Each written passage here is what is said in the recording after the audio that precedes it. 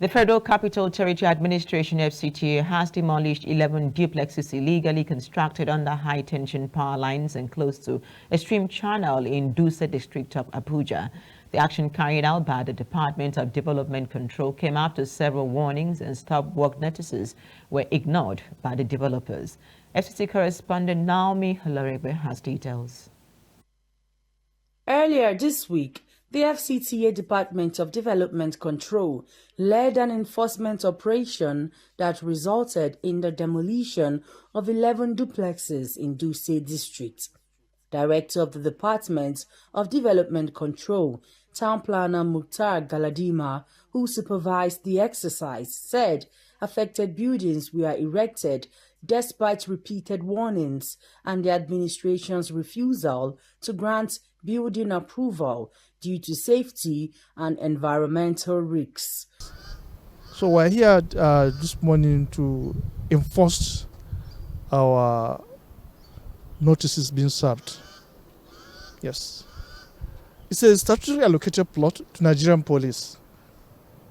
They requested for approval and applied for building plan approval, which we declined for the fact that it is in close proximity to high tension line as well as a stream channel. So we declined to grant approval, but they move ahead to work. We have been serving notices even from the excavation stage. Various stages of development, we've been serving notice. We even communicated to them in writing that the work should be stopped. But unfortunately, maybe considering their institution and agency, they moved on. However, some FCTA officials were reportedly detained by officers of the Nigerian police force, prompting the intervention of the Minister of the Federal Capital Territory, Barrister Nyesom Wike, who visited the site to address the situation.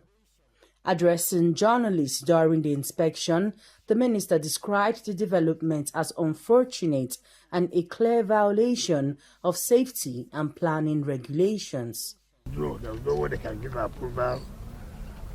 Look at where the high tension is.